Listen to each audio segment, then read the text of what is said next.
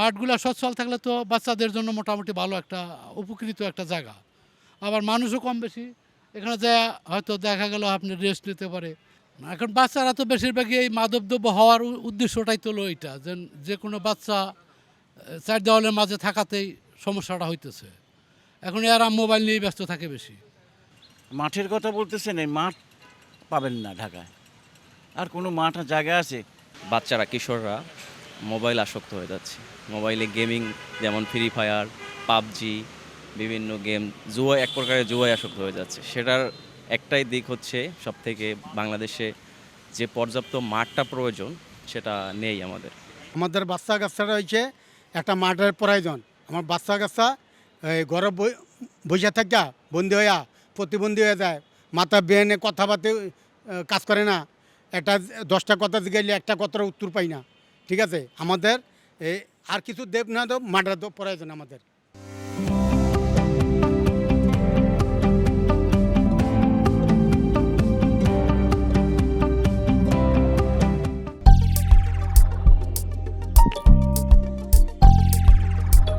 যে শিশুরা আছে তারা খেলার মাঠ আমাদের পর্যাপ্ত পরিমাণ নাই, থাকলেও সেটা লিজ ভিত্তিক হয়ে গেছে। যেমন যে কোনো মাঠে আমরা খেলার মাঠে আগে যাইলাম, গিয়ে আমরা স্টাম্প গাড়ালাম, গাড়ায় আমরা খেলা শুরু করলাম বা ফুটবল নিয়ে চলে গেলাম। এখন হচ্ছে কি আগে ফি দাও, তারপরে মাঠে যাও, তারপরে খেলাধুলা করা। আমার বাসা হচ্ছে কচুক্ষেত, মিরপুর 14-র আগেই। তো ওইখানে দুইটা মাঠ আছে, একটা হচ্ছে শাপলা চত্বর, একটা স্বাধীনতা চত্বর নামে। 16-17 পর্যন্ত ওই মাঠে আমরা খেলাধুলা করছি। আমি নিজেও খেলাধুলা করছি, ক্রিকেট খেলছি, ছোটো ছোটো ফুটবল টুর্নামেন্ট থাকতো শর্ট বারের আর কি, ওগুলো খেলতাম। আমার বড় ভাইয়ের ছেলে মেয়ে আছে, ওরাও হচ্ছে বিকেলের দিকে যায় খেলতো। সো এইটা হচ্ছে লাস্ট 2 ইয়ার যাবত। এখন টোটালটা হচ্ছে চারিদিকে হচ্ছে আপনার ফুডকার্টে ভরে গেছে। এটা হচ্ছে কাইন্ড অফ এক ধরনের মানে সিন্ডিকেট আর কি। বাচ্চারা মনে করেন এই খেলাধুলার মাঠ নাই, কিছু নাই, মনে করেন এটা ব্যস্ত থাকে, মোবাইল নিয়ে খেলাধুলা করে। এই যে জুয়া খেলার মতন এটা সব কোনো কিছু বাইরেছে, এটার ভিতরে মনে করেন যাইতেছে, পোলাপান লাইফ নষ্ট করে ফেলতেছে। ঢাকার শহরে অলি গলিতে দোকানপাট যেভাবে হইতেছে, মানুষ হাঁটতেই পারতেছে না। তো এই বাচ্চাদের জন্যে, শিশু কৈশোরদের জন্য আসলে এরকমই একটা মাঠ দরকার আছে, যেন তারা সর্বক্ষণ ওই মাঠে গিয়ে খেলাধুলা করলে এই বাচ্চাগুলো ভালো থাকবে।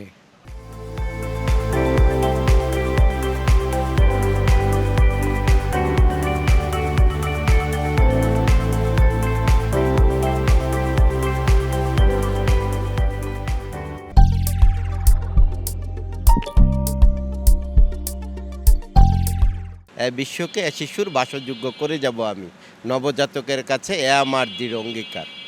সুতরাং সুকান্ত কত বছর আগে এটা লেখা গেছে, আমরা আজকে এটা আপনি ফিল করতেছেন, এটা খুবই দুর্ভাগ্যজনক। এটা নিয়ে রীতিমতো সংগ্রাম করা উচিত।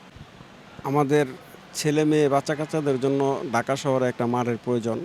ঠিক আছে, আমাদের ছেলে মেয়েরা ঘরে থাকতে থাকতে, বন্দি হয়ে থাকতে থাকতে আমাদের ছেলে মেয়েরা প্রতিবন্ধী হয়ে যাচ্ছে।